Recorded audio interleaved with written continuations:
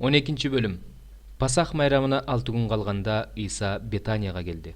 Бул жерде ал тирилткен Лазар жашачу. Ошол жерде ага кечки тамак даярдашты.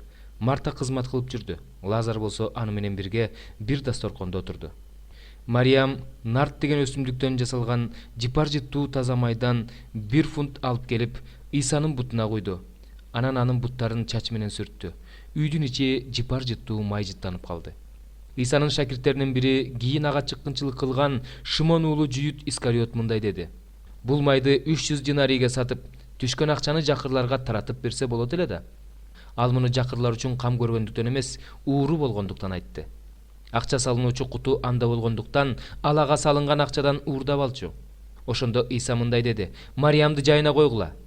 Ал муну менин көргө койлар күнүмө сактап жүргөн. Анткени мен силердин жаныңарда дайыма эле боло бербейм. Жакырлар болсо дайыма жаныңарда болот." Жүйүттөрдүн көбү Исанын Бетанияда экенин угушуп, Исаны гана эмес, ал тирилткен Лазарды да көрүү үчүн Бетанияга келишти. Башкы ыйык кызмат кылуучулар болсо Лазарды да өлтүрүү жөнүндө чечим чыгарышты. Анткени аны көрүү үчүн келген жүйүттөрдүн көбү Исага ишенип калышкан эле. Кийинки күнү майрамга келген элдин көпчүлүгү Исанын Иерусалимге келерин угушканда, дарактардын бутактарын алып, дөөттүн уулуна даңк, Теңирдин атынан келе жатканга, Исраил элинин падышасына даңк деп аны кыйкырып тосуп чыгышты. Иса бир койдукти таап минип алган эле. Бул жөнүндө ыйык жазууда: "Коркпо, Сион кызы, сенин падышаң кодик минип келе жатат" деп жазылган. Шакирттери муна дегенде түшүнүшкөн эмес, бирок Иса даңкталгандан кийин алар бул сөздөрдүн ал жөнүндө жазылгандыгын, ага ошондой кылынгандыгын эстешти. Исанын жанында жүргөн эл анын Лазарды мүрзөдөн чакырып тирилткенин күбөлөндүрүп жатты. Ошондуктан Исанын бул кереметтик кылганын уккан эл аны алдынан тосуп чыкты. Фарисейлер болсо: "Көрдүңөрбү? Эч нерсе кыла албай калдыңар. Бүт дүйнө анын артынан ээрчип кетти" деп өз ара сүйлөшүп жатышты. Кудайга табынуу үчүн майрамга келгендердин арасында эллиндер да бар эле. Алар Галилеянын Бетсаида шаарынан болгон Филиппке келишип: "Мырза, биз Исаны көрсөк" дедик эле дешти. Филипп бул жөнүндө Андрейге барып айтты. Анан Андрей менен Филипп экөө Исага барып айтышты. Иса аларга мындай деп жооп берди: "Адам уулунун даңкталар убактысы келип калды. Чындыкты, силерге чындыкты айтып коеюн. Эгерде буудайдын даны жерге түшкөндөн кийин өлбөсө, бирөө бойдон гана калат. Эгерде өлсө, көп түшүм берет. Ким өз жанын сүйсө, ал андан түбөлүк ажырайт. Ал эми ким бул дүйнөдө өз жанын жек көрсө, аны түбөлүк өмүр үчүн сактап калат. Ким мага кызмат кылгысы келсе, ал мени ээрчисин. Мен кайсы жерде болсом, кызматчым да ошол жерде болот. Ким мага кызмат кылса, аны атам урматтайт." Анан Иса мындай деди: "Азыр жаным кыйналып турат. Эмне дейин? Ата, мени ушул сааттан куткара көр дейинби? Бирок мен ушул саат үчүн келгем. Ата, өз ысымыңды даңкта. Ошондо асмандан: 'Даңктадым, дагы да даңктайм' деген үн угулду." Ошол жердеги мунуккан адамдардын кээ бирөөлөрү күңгүркүрөдү дешсе, кээ бирөөлөрү ага периште сүйлөдү дешти.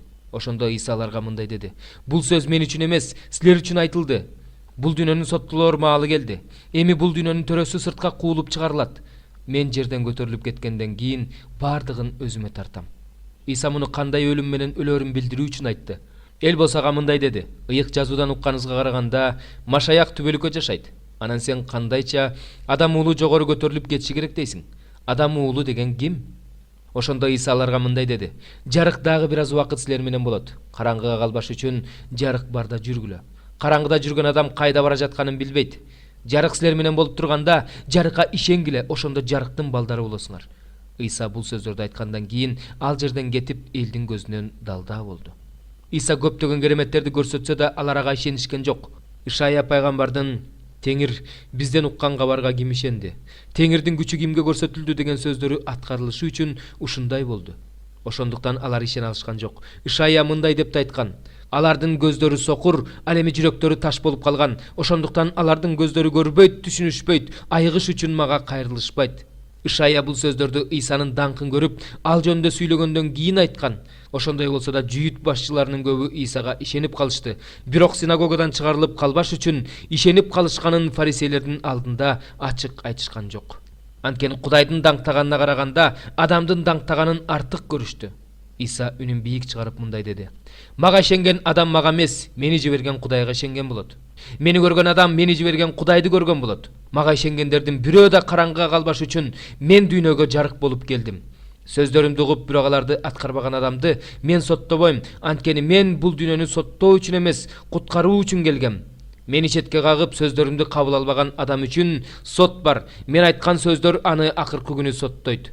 Анткени мен өз атымдан сүйлөгөн жокмун. Мени жиберген атамдын осуяты боюнча сүйлөп жатам. Эмнени айтып, эмнени сүйлөө керектигин мага мени жиберген атам осуят кылган.